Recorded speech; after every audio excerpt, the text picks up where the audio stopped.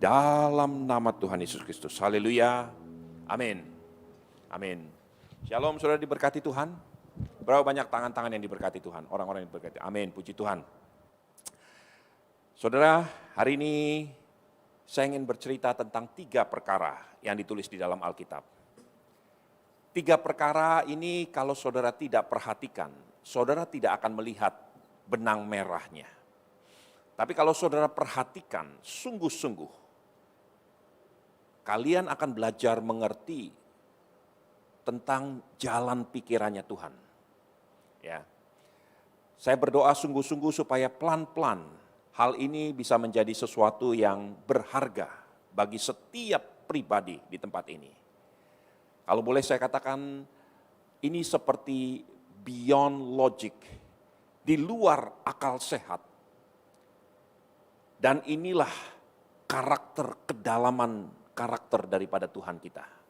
Tapi Tuhan ingin mereveal kebenaran ini supaya gereja Tuhan, supaya saudara, terutama saudara yang masih muda-muda ini, saudara bisa belajar dan ini menjadi bekal untuk masa depanmu di kemudian hari juga. Kenapa Brian? Oke ya, suaranya oke enggak? Nah, saudaraku, sungguh-sungguh saya berdoa supaya setiap pribadi dalam waktu beberapa menit ke depan, sungguh-sungguh bisa menangkap kebenaran firman Tuhan ini. Saya ingin bercerita tentang 3 perkara. Yang pertama, ditulis di dalam kitab Yesaya 5. Yesaya 5 saya akan bacakan ayat yang pertama sampai ayat yang keempat. Perhatikan Yesaya 5 ayat yang pertama sampai ayat yang keempat. Bisa? Silakan dibacakan.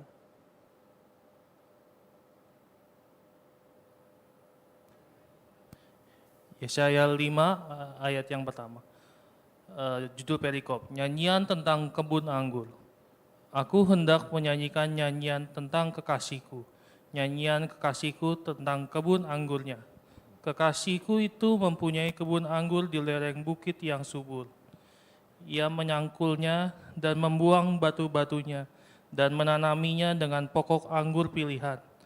Ia mendirikan sebuah menara jaga di tengah-tengahnya dan menggali lubang tempat memeras anggur. Lalu dinantinya supaya kebun itu menghasilkan buah anggur yang baik, tetapi yang dihasilkannya ialah buah anggur yang asam. Maka sekarang, hai penduduk Yerusalem dan orang Yehuda, adililah antara aku dan kebun anggurku itu. Apatah lagi yang harus diperbuat untuk kebun anggurku itu, yang belum kuperbuat kepadanya?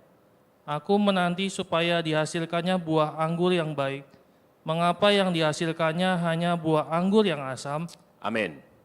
Saudaraku, saya nggak tahu berapa banyak saudara yang belajar sekolah pertanian mungkin ya. Tapi minimal saudara belajar biologi, belajar sains, ilmu pengetahuan alam, belajar ilmu fisika, belajar ilmu matematika, dan sebagainya dan sebagainya. Ada satu perkara, ada satu filosofi yang berkata begini, garbage in, garbage out. What goes around comes around. Apa yang ditabur manusia akan dituainya juga. Isn't it true? Ini selalu benar dalam ilmu pengetahuan. Dalam segala aspek setiap bidang, bidang pertaniankah, bidang robotik, bidang ilmu fisika, apapun ilmu pasti itu selalu berlaku. Saudaraku, perhatikan apa yang Tuhan katakan dan Tuhan berperkara dengan manusia melalui satu contoh tentang kebun anggurnya. Dan dia berkata gini, adililah aku antara aku dengan kebun anggurku. Apa yang terjadi? Kenapa sampai Tuhan menantang manusia begini rupa? Tuhan itu maha kuasa, Tuhan itu maha benar, dan dia membeberkan perkaranya. Dia katakan begini, aku punya satu kebun anggur. Kebun anggur itu berada di lereng bukit yang subur. Ya. Tanahnya subur, di lereng bukit. Karena memang petani anggur itu menanam anggur itu di daerah pegunungan. Kemudian dikatakan begini, aku mengambil batu-batunya, semua semak duri, hal-hal yang tidak berkenan aku ambil.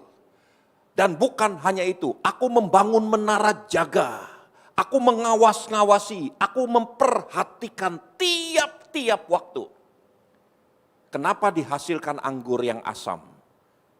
Let me tell you, it doesn't make sense. Kalau tanahnya subur, bibit bobotnya bagus, semua nutrisi yang harusnya dihasilkan oleh tanah itu berada dalam tanah. Batu-batuan semak duri diambil, bahkan dijaga tiap-tiap waktu, 24 jam dijaga. Diawasi, dipupuk, diberi makan nutrisi yang baik, disirami, mendapatkan matahari yang bagus, berada di cuaca yang tepat, tanahnya subur, bibitnya bagus. Kenapa hasilnya asam? Dan Tuhan sampai putus asa. Kalau saya baca ayat-ayat ini, yang Tuhan katakan kepada Yesaya, Yesaya sampaikan kepada umatku, adili antara aku dengan umatku. What is going on? What happened? What is wrong here? Sudah mengerti? Saya renungkan lama. Doesn't make sense. Kalau semuanya bagus, bibitnya bagus, tanahnya bagus, pupuknya bagus, matahari bersinar tepat, di lingkungan yang tepat, semuanya tepat dan bagus. Kenapa hasilnya tidak bagus? Saudaraku, ini berlaku di dalam semua pertanian, dimanapun. Tapi hari itu Tuhan katakan tentang kebun anggurnya. That's a big question mark. Ada satu faktor X, yang bahkan Tuhan sendiri tidak dapat kendalikan. Let me repeat. Ada satu faktor itu katakanlah faktor X, yang Tuhan sendiri sampai gak habis pikir, dan dia gak bisa kendalikan. Dan dia katakan kepada gerejanya, kepada umatnya, adili antara aku dengan kebun anggurku. Tanahnya bagus, lingkungannya bagus, bibitnya bagus, dijaga bagus, pupuknya bagus, airnya semuanya baik. Ada menara jaga di situ, hasilnya asam. Apa yang terjadi? Itu perkara yang pertama. Perkara yang kedua, Bilangan 5, Bilangan 20. Perhatikan Bilangan 20 ayat 7 sampai 13. Silakan. Bilangan 20 ayat yang ke-7 sampai 13. Tuhan berfirman kepada Musa, ambillah tongkatmu itu dan engkau dan Harun kakakmu harus menyuruh umat itu berkumpul. Katakanlah di depan mata mereka kepada bukit batu itu supaya diberi airnya.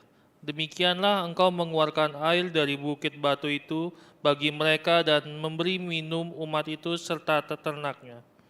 Lalu Musa mengambil tongkat itu dari hadapan Tuhan, seperti yang diperintahkannya kepadanya. Ketika Musa dan Harun telah mengumpulkan jemaah itu di depan bukit batu itu, berkatalah ia kepada mereka, dengarlah kepadaku, hai orang-orang durhaka, apakah kami harus mengeluarkan air bagimu dari bukit batu ini? Sesudah itu Musa mengangkat tangannya, lalu memukul bukit batu itu dengan tongkatnya 2 kali. Maka keluarlah banyak air sehingga umat itu dan ternak mereka dapat minum. Tetapi Tuhan berfirman kepada Musa dan Harun, karena kamu tidak percaya kepadaku dan tidak menghormati kekudusanku di depan mata orang Israel, itulah sebabnya kamu tidak akan membawa jemaah ini masuk ke negeri yang akan kuberikan kepada mereka. Itulah mata air Meriba, tempat orang Israel bertengkar dengan Tuhan, dan ia menunjukkan kekudusannya di antara mereka. Amin. Saudaraku, kalau saudara nanti, saya berikan sedikit latar belakangnya. Kalau saudara nanti pulang, saudara lihat dari kitab Keluaran 17. Saudara akan melihat bahwa ini adalah peristiwa kedua kalinya di mana Musa memukul bukit batu. Pada kali yang pertama di Masa, satu kali Tuhan berkata kepada Musa, Musa, ambil tongkatmu, pukullah batu itu. Bukit batu itu harus dipukul. Kalau bukit batu itu sudah dipukul, maka akan keluar airnya sehingga bangsa Israel bisa minum. Tapi pada kali yang kedua di kitab Bilangan 20 ini, Tuhan berkata secara spesifik kepada Musa, Musa, kamu bicara saja kepada bukit batu itu, bukan dipukul. Just say it. minta kepada bukit batu itu, maka dia akan mengeluarkan airnya. Saudaraku, kita tahu barusan apa yang baru saja kita baca. Musa bukan hanya berkata kepada bukit batu itu, dia ambil tongkatnya, dipukul bukit batu itu untuk kali yang keduanya di Masa dan di Meribah. Dan akibatnya batu itu mengeluarkan air. Tapi Tuhan berkata begini, karena kamu tidak menghormati namaku di hadapan Israel, karena kamu tidak percaya kepadaku, kamu tidak akan pernah masuk ke dalam tanah perjanjian. Saudaraku, saya seorang ayah. Sejahat-jahatnya, sejelek-jeleknya, sesalah-salahnya anak berbuat salah di mata papa. Ada hati Bapa yang tetap ingin merangkul, ingin menopang, terus ingin memulihkan, ingin memberi dan memberi.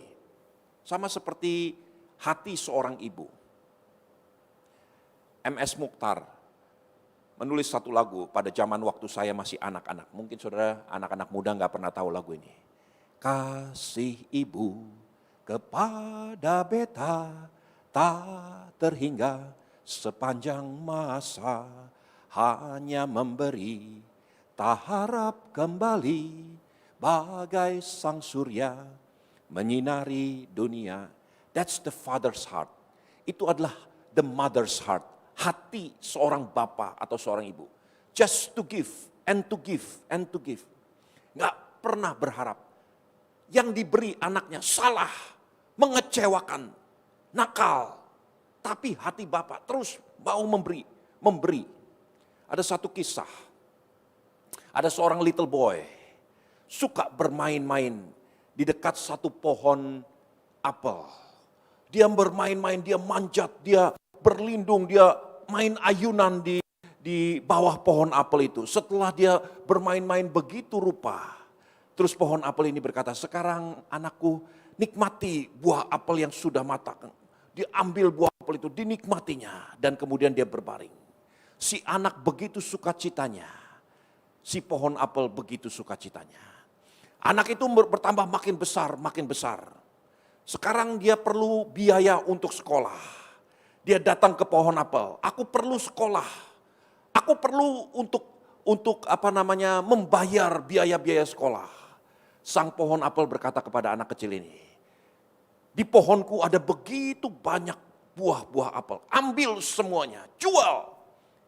Dan bayar untuk sekolahmu. Diambil pohon apel itu.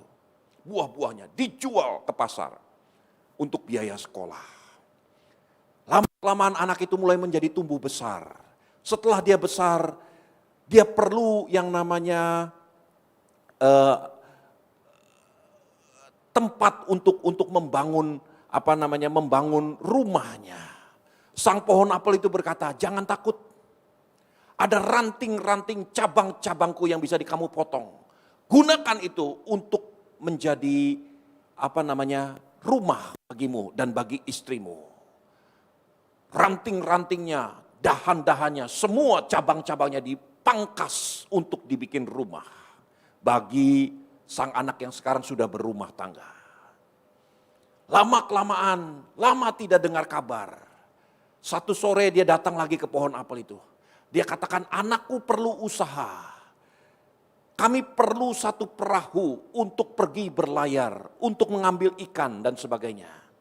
Pohon apel itu berkata, masih ada batang tubuhku. Tebang ini, gunakan untuk menjadi sebuah perahu untuk kamu berlayar. Nikmati hidupmu, ditebang batang pohon apel itu. Dan dijadikan perahu berlayar. Mereka berlayar sekian lamanya, mengelilingi dunia. Setelah lelah, anak kecil yang sudah menjadi tua sekarang, dengan tertatih-tatih, kembali ke pohon apel itu.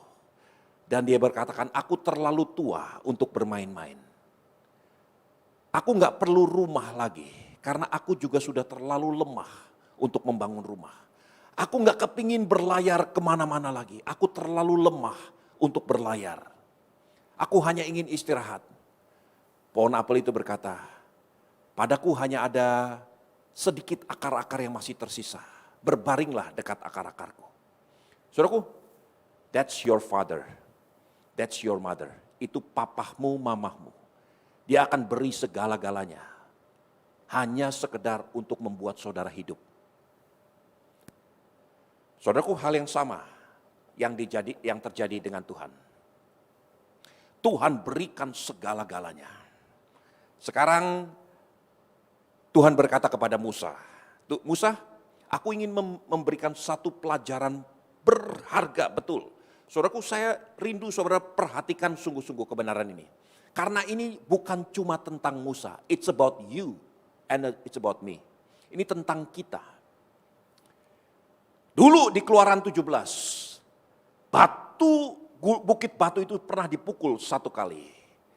Dan kemudian Tuhan katakan, Musa sekarang jangan pukul kembali bukit batu itu. Cukup berkata-kata kepadanya dan dia akan mengeluarkan air. Ada begitu banyak firman Tuhan. Air itu melambangkan Kristus sendiri. 1 kali di Yohanes 4 Yesus duduk dengan seorang perempuan Samaria. Dia katakan, kalau kamu tahu siapa yang berkata-kata denganmu, kamu akan minta air hidup dan kamu tidak akan haus lagi. Itulah simbolize daripada Kristus. Dan ketika Musa diperintahkan oleh Tuhan, Tuhan katakan, Musa, bukit batu itu pernah dipukul 1 kali. Jangan strike the rock untuk kedua kalinya. Jangan pukul bukit batu itu untuk kedua kalinya. Cukup minta. Saudaraku, Yesus sudah disalibkan 1 kali. Jangan salibkan dia untuk kedua kalinya. Dengan sikap kita, dengan tingkah laku kita, dengan perbuatan kita. Ada satu lagu lama yang berkata, don't crucify the rose for the second time. Jangan salibkan bunga mawar itu untuk kedua kalinya. Saudaraku, hamba-hamba Tuhan, anak-anak muda. Saudara bisa salah. Saudara sudah diampuni dosanya, sama seperti saya. Jangan sakiti hati Tuhanmu untuk kedua kalinya. Jangan salibkan Tuhanmu untuk kedua kalinya. Dan Tuhan berkata kepada Musa, Musa, ini pelajaran buat seluruh umat Tuhan sepanjang masa. Batu karang itu sudah dipukul 1 kali, tapi tidak perlu dipukul untuk kedua kali. Just ask for it. Minta saja, maka dia akan mengeluarkan airnya. Tapi Musa berdiri di hadapan Israel. Dia ambil tongkatnya, dipukul bukit batu itu. Dan akibatnya, Musa tidak diizinkan masuk ke dalam tanah perjanjian. Why? Saudaraku, saya bertanya-tanya, sebagai bapak, anak juga bisa salah. Tetapi kali ini, begitu fatalnya, sampai Tuhan katakan, aku gak mampu lagi menolong Musa. You will never enter the promised land. Engkau tidak akan pernah masuk ke dalam tanah perjanjian. Musa mengeluh di hadapan Tuhan. Musa merintih di hadapan Tuhan. Musa memohon-mohon kepada Tuhan. Dan Tuhan katakan, cukup Musa, jangan bicarakan itu lagi denganku. Aku tidak mau dengar hal ini lagi. Untuk yang satu ini, Tuhan tidak lagi memberikan kesempatan. Saudaraku, saya merenung cukup lama. Kenapa Tuhan begitu kejamnya, begitu sakleknya kepada Musa dalam perkara ini? Saudara tahu, apa yang membuat saya bahkan lebih bingung lagi? Perhatikan sekali lagi, semua perhatikan sungguh-sungguh bilangan 20. Lihat, ayat yang ke-7. Perhatikan, bilangan 20 ayat yang ke-7. Tuhan berfirman kepada Musa, ambillah tongkatmu, engkau dan Harun kakakmu harus menyuruh umat itu berkumpul. Katakanlah di depan mata mereka kepada bukit batu itu supaya diberinya air. Dan seterusnya, dan seterusnya. Saudaraku, let me tell you. Untuk berkata kepada bukit batu, Musa tidak perlu bawa tongkat. Dan Tuhan berkata kepada Musa, ambil tongkatmu, bawa tongkatmu, pergi kepada gunung batu itu, dan katakan kepada gunung batu itu, keluarkan airnya. Saudaraku, Tuhan tahu bahwa untuk berkata, Musa hanya perlu mulut, tidak perlu tongkat. Tetapi Tuhan sendiri yang berkata, bawa tongkatmu. Untuk yang satu ini, bawa tongkatmu. Dan Tuhan juga tahu bahwa tongkat ini akan menggoda Musa untuk marah dan memukul bukit batu itu. Kenapa justru Tuhan malah menyuruh Musa untuk pergi dengan membawa tongkat? Padahal Tuhan itu maha tahu. Tuhan Maha Kuasa. Dan tongkat yang di tangan Musa ini bisa sekali waktu disalahgunakan untuk memukul batu itu. Padahal justru karena itu Musa tidak pernah masuk ke dalam tanah perjanjian. Apakah memang Tuhan sengaja untuk membuat Musa gagal supaya Musa tidak pernah masuk ke tanah perjanjian? Kalau Tuhan tidak sengaja, kenapa Tuhan yang Maha Tahu justru menyuruh Musa, bawa tongkatmu, ambil tongkatmu, dan berkata kepada bukit batu itu, keluarkan airnya. Tetapi tangan ini tetap memegang tongkat. Dan Musa bisa sewaktu-waktu gatel, dia pukul bukit batu itu dengan tongkatnya. Saudaraku, it's beyond logic, nggak masuk akal. It doesn't make sense. Buat saya nggak masuk akal. Saudara bisa mengerti logika apa yang saya baca pada waktu saya merenungkan kebenaran firman Tuhan ini. That is the God that we worship. Itulah cara berpikir Tuhan. Dan kalau saudara melihat ini hanya sekedar literally dari apa yang ditulis seperti itu, saudara nggak akan pernah bisa memahami kedalaman hatinya Tuhan. Karena it doesn't make sense. Tuhan bisa berkata, Musa sekarang jangan bawa apa-apa. Karena kamu bisa tergoda untuk melakukan sesuatu yang salah. Just go. Hanya bawa mulutmu. Supaya mulut itu berkata kepada bukit batu itu. Supaya dengan demikian Musa tidak mungkin gagal.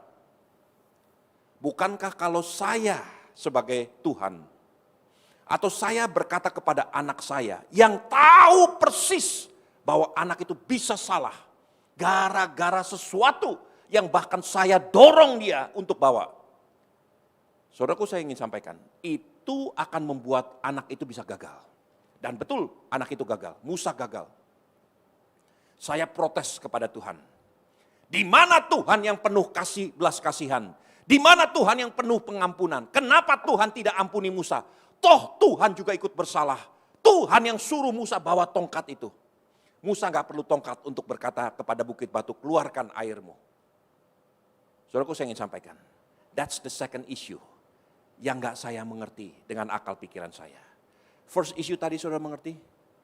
Ada satu kebun anggur, diberi pupuk, diberi makan, diberi nutrisi yang terbaik, bibit bobotnya yang terbaik, tanahnya yang terbaik subur, diberi minum, diberi cukup matahari, disinari matahari, dijaga dengan menara jaga, tapi hasilnya asam. Dan Tuhan protes, Tuhan katakan, ayo berperkara denganku, adili antara aku dengan kebun anggurku, siapa yang salah, di mana kesalahannya. Semua the best of the best I have given. Yang terbaik di antara yang terbaik aku sudah berikan. Kenapa hasilnya asam? Saudaraku, dua perkara ini sepertinya, saudara tahu kata satir? Ini seperti seperti kiasan tapi menyinggung gitu ya. Sebetulnya kalau ini diterapkan kepada kebun anggur, kepada perkara Musa secara literal, make sense. Kita berontak dan bertanya-tanya, enggak benar cara begini. Ada sesuatu hal yang Tuhan ingin sampaikan kepada gerejanya. Karena tadi saya katakan ini bukan tentang Musa. Ini bukan tentang kebun anggur. It's about you and it's about me. Tentang saudara dan tentang saya. Apa faktor X yang tidak dijelaskan di Yesaya 5 tentang kebun anggur? Apa faktor X yang tidak ditulis, dijelaskan di kitab Bilangan 20 dari tentang kisah Musa? Faktor X itu menjadi satu-satunya faktor penentu. Kenapa kebun anggur itu gagal? Kenapa Musa gagal? Saudara mau tahu? Dan bahkan lebih mendukung lagi, faktor X itu tidak akan pernah hilang. Selalu ada with you and with me. Selalu ada bagi saudara dan bagi saya. Dimanapun saudara berada. Faktor X ini harus kita mainkan secara benar. Saudaraku, saya ingin jawab ini dengan perkara yang ketiga. Dari perkara yang ketiga, saudara bisa melihat satu hal yang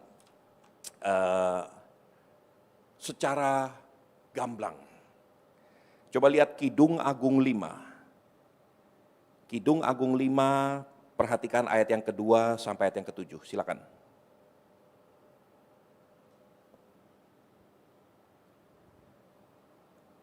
Kidung Agung 5 ayat yang kedua, judul perikop, kerinduan mempelai perempuan.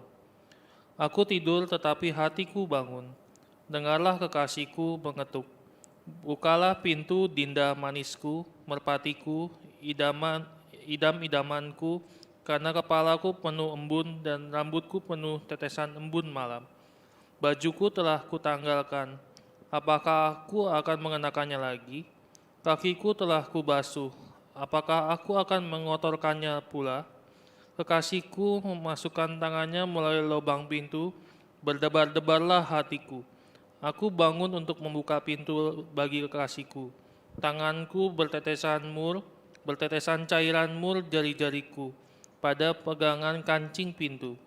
Kekasihku, kubukakan pintu, tetapi kasihku sudah pergi lenyap. Seperti pingsan aku ketika ia menghilang. Kucari dia tetapi tak kutemui. Kupanggil tetapi tak disahutnya. Aku ditemui peronda-ronda kota, dipukulinya aku, dilukainya, selendangku dirampas oleh penjaga-penjaga tembok. Amin. Saudaraku, kisah yang dituliskan di dalam kitab Kidung Agung itu adalah kisah percintaan antara Raja Salomo dengan seorang gadis yang namanya gadis Sulam. Tidak disebut namanya, tapi gadis Sulam. Dalam bahasa Inggris disebut sebagai Sulamit. Orang Sulam. Gadis Sulam ini, di antara semua permaisuri, gundik-gundik Salomo, mempunyai satu tempat yang paling spesial di hati Salomo. Salomo mengungkapkan cintanya kepada gadis Sulam ini dalam satu the song of the song, gitu ya. Lagu di antara semua lagu. Dalam bahasa Indonesia disebut sebagai kidung puji-pujian. Satu kisah cinta antara Salomo raja besar dengan gadis Sulamit. Saudaraku, dan dalam kitab Kidung Agung ini terjadi saut menyaut percintaan antara keduanya. Tapi sebetulnya kita juga tahu ini melukiskan betapa manisnya hasrat cinta antara Tuhan dengan gerejanya, yaitu saudara. Di antara semua yang indah, di antara semua yang paling cantik, Tuhan memandang gerejanya sebagai satu mempelai wanita. Begitu indahnya di hadapan Tuhan, sampai Tuhan begitu mengungkapkan isi hatinya. Percakapan yang terjadi di kitab Kidung Agung ini adalah isi hati daripada beban cinta yang Tuhan miliki kepada saudara dan saya, kepada gerejanya. Dan kemudian satu peristiwa, kita tahu dari kebenaran ini, bahwa Salomo itu raja besar. Salomo itu sangat berkuasa. Salomo itu maha kaya. Karena Alkitab sendiri berkata, sebelum Salomo dan sesudah Salomo, tidak pernah tampil seorang raja yang sekaya raya seperti Salomo. Begitu powerful, begitu kayanya. Dan Salomo sangat mencintai gadis Sulam. Maha penuh kasih, maha kaya. Bukankah ini lukisan Tuhan tentang Tuhan dan gerejanya? Kemudian apa yang terjadi? Gadis Sulam keluar dari mahligainya, dari kamarnya. Begitu keluar, dia berteriak-teriak mencari Salomo. Salomo, Salomo. Gak disaut, gak ada sautannya. Dia mencari, mengetuk pintu, mencari kemana-mana. Gak ada suara. Sepertinya Salomo completely gone. Hilang. Membisu total. Kemudian lebih parah lagi. Ketika dia bertemu dengan peronda-peronda kota. Gadis Sulam ini dipukuli. Dihantam, dilucuti. Selendangnya diambil. Atau dengan kata lain dipermalukan. Dia adalah milik Salomo, raja besar atas Israel. Kejadian itu ada di wilayah bagian-bagian daripada negara Israel. Yang jelas-jelas tahu bahwa rajanya adalah Salomo. Sangat berkuasa. Pasukan Salomo ada di seluruh wilayah Israel. Dia berteriak-teriak minta tolong, tidak didengar. Dia bisa-bisanya dipukuli oleh peronda-peronda kota. Dilukai, dilucuti, dipermalukan. Dalam keadaan seperti ini. Coba bayangkan itu adalah saudara dan saya, gereja Tuhan. Kita begitu dicintai oleh Tuhan, begitu dikasihi oleh Tuhan, yang all powerful God, maha kuasa, all lovely God, penuh dengan kasih, penuh dengan cinta. Tetapi Tuhan yang seperti itu, ketika kita mencari, gak ketemu. Kemudian kita bahkan dipukuli, dilucuti, dilukai, dan dipermalukan. Where is God? Di mana Tuhan? Doesn't make sense. Perkara ketiga ini pun gak make sense buat saya. But let me tell you. Coba mundur beberapa ayat daripada kitab Kidung Agung 5 tadi. Saya akan bacakan ayat yang kedua. Kerinduan mempelai perempuan. Aku tidur tetapi hatiku bangun. Dengarlah, kekasihku mengetuk. Oh, bukalah pintu, Dinda manisku, merpatiku, idam-idamanku. Karena kepalaku penuh dengan embun, rambutku penuh dengan tetesan embun malam.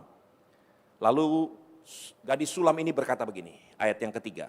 Bajuku telah kutanggalkan, apakah aku akan mengenakannya lagi? Kakiku telah kubasuh, apakah aku akan mengotorinya pula?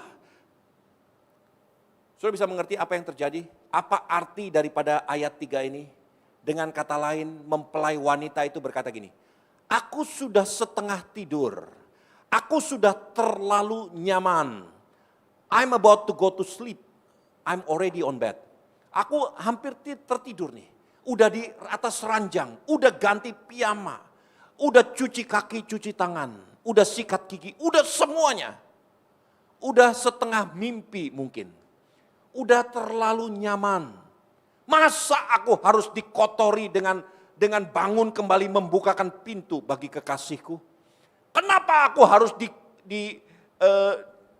mengotori semua hal-hal ini? Saudaraku, kemudian kekasihnya mencoba memasukkan tangannya untuk memberikan aroma kepada gadis sulam ini. Aroma wangi-wangian mur itu tercium. Tapi dia tidak mendobrak pintunya. Sampai akhirnya gadis sulam ini mengenakan pakaiannya, mengenakan jubahnya kembali. Dia buka pintunya. Dia pergi keluar. Ternyata suaminya sudah pergi. Saudaraku, saya ingin sampaikan. Ini satu perkara yang setiap kita perlu betul-betul memahami. Dan ini beyond logic. Manusia itu berbeda dengan binatang, berbeda dengan pohon anggur, berbeda dengan semua ciptaan yang lainnya. Apa bedanya? Apa yang saudara dan saya miliki yang tidak dimiliki oleh kucing atau tidak dimiliki oleh pohon anggur? Ada satu perkara yang Tuhan berikan kepada saudara dan kepada saya yang tidak dimiliki oleh yang lain. Itu yang namanya free will, kehendak bebas. Kebun anggur tidak punya kehendak bebas. Dia hanya makan, minum apa yang diberikan oleh tuannya. Kalau tanahnya bagus, kalau bibitnya bagus, kalau mataharinya cukup, nutrisinya cukup, air cukup, semuanya baik. Maka pasti hasilnya baik. Itulah sebabnya Tuhan berkata, apalagi yang kurang daripadaku? Hai kebun anggurku, adili antara aku dengan kebun anggurku. I have given every single thing untuk kebun anggurku. Kenapa hasilnya asam? Ada satu perkara yang Tuhan nggak jelaskan. Karena kalau ini diterapkan kepada gereja Tuhan, kepada saudara dan saya. Kenapa aku sudah berkati engkau, aku sudah selamatkan kau, aku sudah begini, begitu dan sebagainya. Kenapa hasilnya tidak benar? Karena manusia punya satu perkara yang tidak dimiliki oleh pohon anggur. Yaitu free will, kehendak bebas. Dalam hal Musa, Tuhan berkata kepada Musa, Musa, aku akan berikan perintah kepadamu. Tetapi satu perkara, aku akan minta engkau untuk bawa ini. Supaya menjadi peringatan, menjadi kepastian kepada semua orang. Kemanapun saudara pergi, sekalipun atas perintah Tuhan, saudara akan membawa along with you yang namanya kehendak bebasmu. Sebagai hamba Tuhan sekalipun, kemanapun saya pergi atas kehendak Tuhan sekalipun, saya bawa yang namanya kehendak bebas, free will, inilah tongkat di tangan saya. Saya berhak melakukan apapun yang saya mau dengan tongkat ini. That's my free will. Dan Tuhan katakan kepada Musa, you go on my instruction. Sesuai dengan perintahku. Tapi jangan lupa bawa kehendak bebasmu ini. Karena satu kali dalam keadaan kepepet, ketika hatimu digoncang-goncangkan, ketika amarahmu dibangkitkan, tanpa sadar Musa mengambil tongkatnya, mengambil free will-nya, dipukulkan kepada bukit batu. Dan Tuhan berkata, karena engkau menggunakan free will yang ada di tanganmu, secara demikian engkau menghina aku, engkau tidak menghormati aku. That's your will, itu kehendakmu, itu hakmu. Tetapi engkau bisa menghina Tuhan dengan hak yang kau miliki. Ketika gadis sulam itu diketuk pintunya, kehendak bebasnya berkata, aku udah capek, aku udah nyaman tidur, udah ganti baju. Tuhan katakan, aku ketuk pintu. Oh dindaku manisku, I have something for you. Tapi aku sudah terlalu nyaman. I'm so comfortable. Akhirnya dia sadar, dibukakan. Itulah sebabnya dia dipukuli, dilucuti, dilukai, bahkan dipermalukan. Saudara bisa melihat benang merah ini dari ketiga peristiwa ini, tiga hal ini. Ada satu perkara yang manusia punya, dan itu atas kehendak Tuhan. Tetapi dengan hal ini pun engkau bisa menghormati Tuhan atau menghina Tuhan. That's your free will. Itu hakmu, itu kehendak bebasmu. Sebagai hamba Tuhan saya ingin sampaikan, bahkan hidupmu, masa depanmu, seperti saya melihat 30-40 tahun yang lalu. Ada perkara-perkara yang sama sekali tidak saya mengerti. Ketika saya mendengar kebenaran firman Tuhan, free will di dalam diri saya akan berlomba-lomba. Oh aku maunya begini, ini kehendakku begini, dan sebagainya. Akan bertabrakan dengan kehendak Tuhan. Dan saya mau belajar. Sekarang sebagai orang tua, saya bisa melihat apa yang terjadi 30-40 tahun yang lalu. Bahwa hanya karena satu perkara, saya biarkan free will itu ditekan. Dan saya ambil kehendak Tuhan. Itulah yang saya ikuti. Ada tongkat di tanganmu. Ada kesempatan, ada hakmu bahkan untuk melakukan. Aku bisa lakukan apapun yang aku mau. Frank Sinatra berkata, I did it my way. Will you do it your way? Atau saudara akan melakukan God's way. That's your way, your will. Kehendak bebasmu. Tapi kalau saudara lakukan ini, be very careful. Sebagai hamba Tuhan, sebagai orang yang lebih tua, saya ingin sampaikan. Karena itu akan menjegal engkau untuk masuk ke dalam tanah perjanjian. Ada promised land bagi hidupmu. Ada masa depan yang begitu luar biasa. The promised land bagi beberapa saudara adalah mungkin posisi yang luar biasa untuk menjadi berkat di government. Atau posisi yang luar biasa di marketplace. Atau posisi profesional yang begitu luar biasa untuk menjadi berkat bagi bangsa ini. That's God's way for you. Bahkan lebih jauh lagi. Tetapi kehendakmu akan bisa bertabrakan dengan kehendak Tuhan. That's your way. Tuhan katakan, Musa, aku mau memberkati seluruh Israel dengan air yang sejuk. Dan aku akan pakai hidupmu. Aku hanya akan pakai mulutmu. Tapi jangan lupa, bawa bersamamu tongkat yang ada di tanganmu. That's your free will. Sekarang di hadapan bukit batu itu, Tuhan mau melihat apakah Musa akan menghormati Tuhan dengan mulutnya atau Musa akan menghina Tuhan dengan free will-nya. Satu ketika setiap kita akan berhadapan di depan bukit batu dan itu akan menjadi point of departure buat kita. Ini adalah poin penentu bagi saudara dan bagi saya. Apakah saudara akan menghormati Tuhan di hadapan bukit batu itu atau justru engkau akan menghina Tuhan dengan kehendak bebasmu sendiri. Anak-anak muda saya ingin sampaikan, dengan segala hormat saya ingin sampaikan, belajar satu perkara, let His will be done. Biarkan kehendaknya jadi, harus ada kehendak kita sendiri, kemauan kita yang ditekan. Kalau kita tahu persis bahwa ini bertentangan dengan kehendak Tuhan, tekan sungguh-sungguh, belajar satu perkara, bagaimana aplikasinya, learn satu hal. discipleship, dimuridkan, dibapai. Tadi saya bicara tentang menghormati orang tua. Di atas saudara ada yang namanya otoritas, ada papah mama, ada Om Robert, Tante Ike di tempat ini, yang adalah pembina rohani saudara. Hormati mereka. Dari waktu ke waktu Om Robert akan berkata, jangan lakukan begini. Ikuti nasihatnya. Karena dia bapak rohanimu. Supaya saudara bisa dimuridkan, didisiplinkan. Saudara tahu kata murid, disciple, itu berasal dari kata disiplin. Mau didisiplinkan, mau diatur, mau dijaga. Dari waktu ke waktu, disiplin itu akan bertentangan dengan kenyamananmu. Tapi let me tell you, kenyamanan itu bisa membunuh saudara.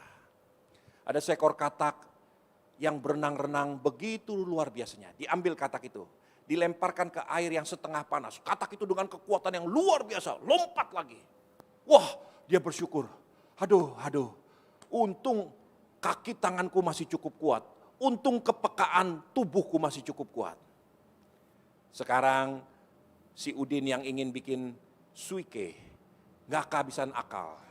Katak itu ditaruh di panci yang penuh dengan air yang sejuk. Katak itu berenang-renang menikmati air yang sejuk. Di bawahnya satu lilin kecil dinyalakan. Air yang sejuk itu pelan-pelan menjadi spa, air yang hangat. Oh, katak itu menikmati kehangatan air. Sampai air itu mendidih dan merubah katak menjadi suike. Dia gak sadar, dia gak punya lagi kepekaan untuk lompat keluar. Saudaraku, dosa kecil, dosa kenyamanan. It's okay to be like this. It's okay untuk begini, untuk begitu. Tapi someday it will kill you. Dan bukan hanya bisa membunuh saudara.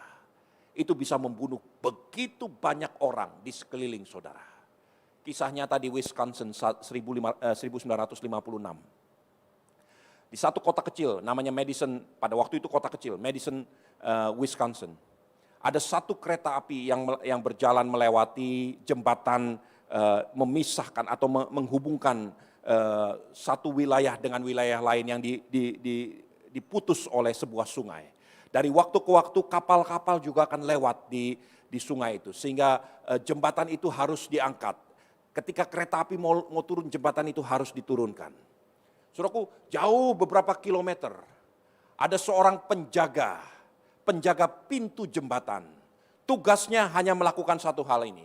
Ketika kereta itu mau lewat, kalau kereta itu boleh lewat, maka kereta itu harus lewat begitu saja. Tapi ketika jembatan itu sedang ada kapal-kapal yang lewat, maka sang penjaga pintu kereta itu harus mengangkat lampu berwarna merah. Sehingga kereta itu harus menekan remnya dari jarak beberapa kilometer supaya sebelum mencapai jembatan itu, kereta itu bisa berhenti. Saudaraku, satu ketika sang penjaga pintu kereta api ini dibawahi bekal makanan-makanan. Kemudian dia membawa teman-temannya sedang bercakap-cakap dengan teman-temannya. Dan mereka mulai bersenda gurau, menikmati makanan, menikmati waktu-waktu supaya tidak membosankan. Tiba-tiba dari kejauhan ada suara kereta api yang lewat. Dia nggak sadar bahwa dia sedang makan, sedang minum, sedang hahaha dengan teman-temannya. Saudaraku, ketika kereta itu begitu dekatnya, temannya berkata, ada kereta datang. Langsung dia angkat lampu itu. Dan kereta itu jalan. Makin lama makin cepat. Dan ternyata jembatan itu sedang terangkat. Dan seluruh kereta itu dengan seluruh awaknya masuk ke dalam jurang, ke dalam sungai dan dihanyutkan oleh sungai. Semuanya mati. Sang penjaga pintu kereta api diadili di pengadilan di Wisconsin. Dan kemudian jaksa penuntut umum bertanya kepada penjaga pintu kereta api. Katakanlah namanya si Udin. Pak Udin, apakah engkau melihat ada kereta api yang datang? Dengan tertunduk dia berkata, iya saya lihat. Saya ingin bertanya, apakah engkau mengangkat lampu untuk berjaga-jaga supaya kereta itu berhenti? Saya angkat. Pak Udin, untuk kedua kalinya ditanya, apakah engkau melihat kereta dan mendengar suaranya? Mendengar, saya mendengar. Apakah engkau berusaha memberhentikan dengan mengangkat lampu itu? Saya angkat lampu itu.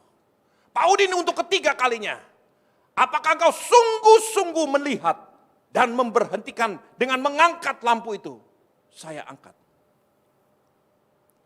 Selesai pengadilan dia dijatuhkan bebas, nggak bersalah. Kenapa sampai semua awak kereta api itu meninggal? Kenapa sampai masinisnya tidak melihat? Saya nggak tahu. Silakan bertanya kepada mereka. Tapi sekarang masinisnya udah mati. Semua awak kereta itu mati. Pulang ke rumah, istrinya bertanya, Dedi, apa betul kamu angkat lampu itu? Betul. Kenapa wajahmu sedih? Saya angkat lampu itu, tetapi lampu itu tidak menyala. Karena saya terlalu nyaman menikmati makanan dengan teman-teman saya. Saudaraku, I will tell you, kenyamanan bukan hanya bisa membunuh dan mencegah kaki Musa untuk masuk ke dalam promised land. Kenyamanan akan membawa banyak orang jatuh ke dalam jurang. That could be your family, could be your loved one. Teman-temanmu di bawah hancur sekalian karena hidup terlalu nyaman, terlalu mau mempertahankan my own will. Saudaraku, setiap kita, termasuk saya, punya yang namanya kehendak bebas. Tuhan sengaja berikan saudara kehendak bebas. Dengan kehendak bebas ini, apakah engkau ingin melayani Tuhan, mengakui Tuhan, atau engkau ingin gunakan untuk menghancurkan masa depanmu sendiri? That's your decision. Untuk yang satu ini, bahkan Tuhan sepertinya nggak mampu berbuat apa-apa. Dalam keadaan peristiwa kebun anggur, dalam peristiwa dengan Musa, dalam peristiwa dengan gadis sulam, Tuhan sepertinya terikat, nggak mampu melakukan sesuatu untuk membela, mempertahankan kehormatannya. Itulah yang saudara dan saya bisa lakukan. Hormati Tuhan dengan serahkan kehendakmu kepada kehendak Tuhan. C.S. Lewis berkata begini, ada dua macam orang yang berkata kepada Tuhan. Yang pertama berkata kepada Tuhan, berlutut di hadapan Tuhan dan berkata, let your will be done. Orang yang kedua menolak untuk berlutut di hadapan Tuhan. Dan dia berkata, let my will be done. Saudaraku, it's up to you. Hari ini sebagai hamba Tuhan saya ingin sampaikan, belajar rendahkan dirimu. Belajar untuk didisiplinkan, supaya hidupmu berkenan, berarti di hadapan Tuhan. Supaya ada promised land for your future. Amin. Mari tundukkan kepala. Saya undang hamba-hamba Tuhan maju ke depan.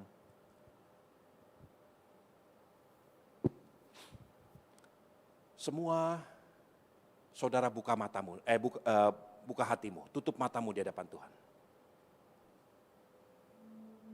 Haleluya. Haleluya. Shera barabashena, kobanararabashi, ekabanararamashi kabana, ekabarararaba. Haleluya.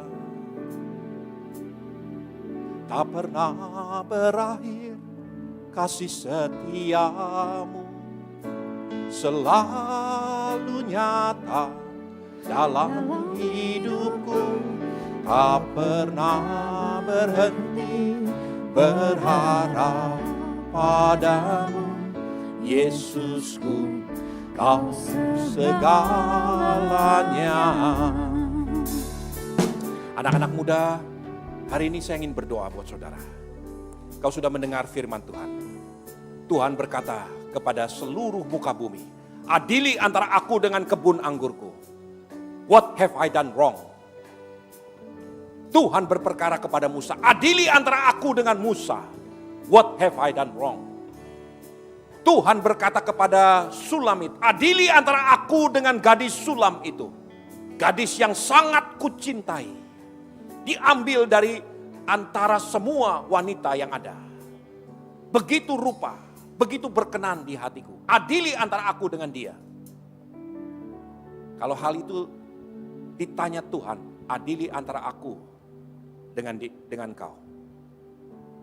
Bisakah saudara melihat kebenaran firman Tuhan ini? Saudaraku, belajar mainkan free will yang ada padamu sesuai dengan kehendak Tuhan, supaya hidupmu tidak sia-sia. Gereja Tuhan, saya ingin sampaikan sekali lagi, supaya masa depanmu tidak sia-sia. That's your choice. Lakukan untuk hormat kemuliaan bagi nama Tuhan. Kalau hari ini saudara mengaku, Tuhan, mulai sekarang aku mau belajar untuk mengambil kehendak Tuhan bagi hidupku. Angkat tanganmu di hadapan Tuhan. Semua mata tertutup. Sekarang letakkan tanganmu sendiri di dadamu. Biar Tuhan membantu saudara. Tak pernah berakhir kasih setia, selalu nyata dalam hidupku, tak pernah. Haleluya. Amin. Haleluya. Kau segalanya. Katakan sekali lagi, tak pernah berakhir.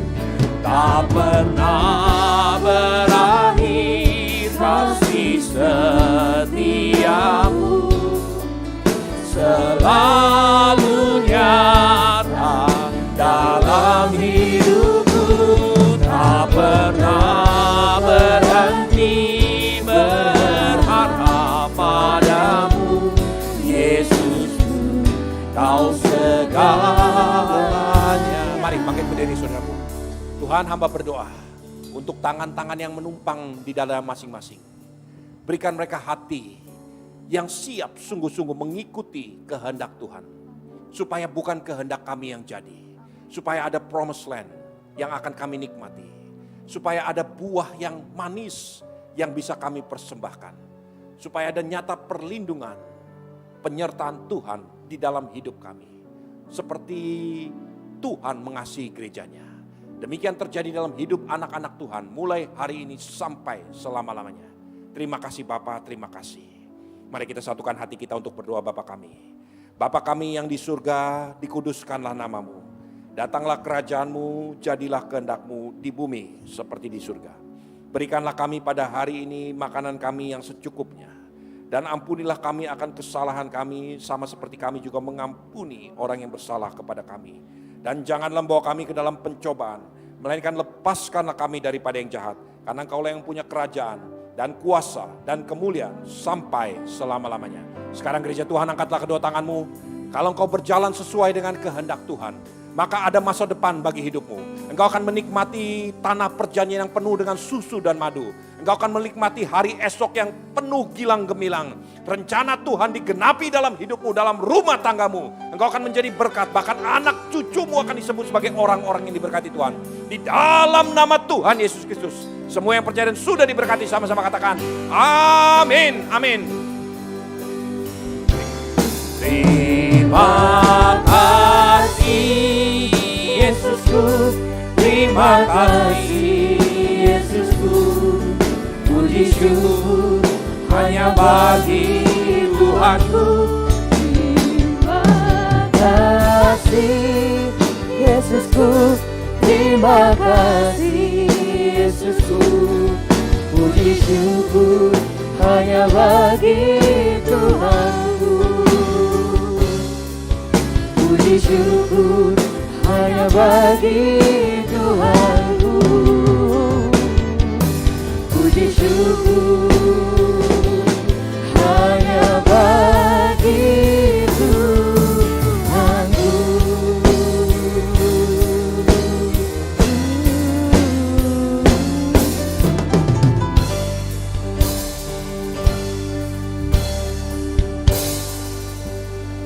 Selamat hari Minggu saudara, Tuhan Yesus memberkati.